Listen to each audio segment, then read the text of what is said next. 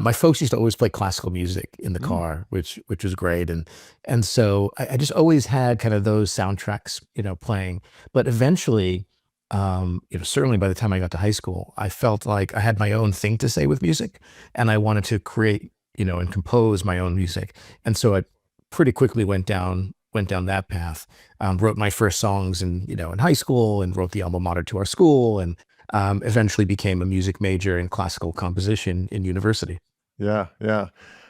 I think my best way to describe, like, if music's part of you, is you don't hear it, you feel it, right? You don't really hear music. It's how you feel it and experience it. And I could geek out about that all day. So Yeah, well, and to the extent we feel it, we have this saying, right, where when we don't have the words for something, we turn to music, mm, right? Because our ability to express as human beings through language kind of bumps up to a certain ceiling.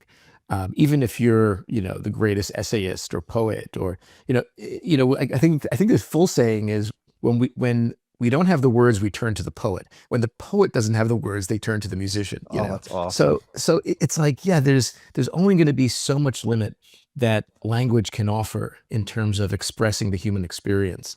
But music seems to pick up where that leaves off, because Yeah. it's multidimensional.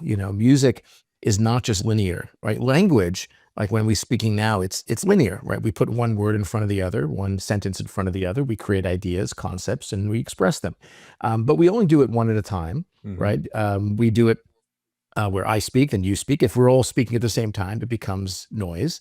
But in music, something different happens, right? In music, yes, we put one note in front of the other, one phrase in front of the other, musically, melodically, but we can also overlap those. Hmm. And now that becomes polyphony. We have more than one voice at the same time, because multidimensional, and that becomes harmony. Yeah. And so we start to express more than the sum of its parts. And that multidimensionality of music is what I think gives it its kind of supercharged ability to express emotions and anything else we're trying to express. Emotions, especially, by the way, Yeah. because emotions, we're never quite experiencing emotions linearly. We think like, oh, what are you experiencing? Oh, I'm experiencing sadness now. Oh, then I'm experiencing, anger. Oh, then I'm experiencing joy. But we're never actually experiencing it that way. Under the surface, it's more of an iceberg of emotion. Mm. There's just a lot of layers going on.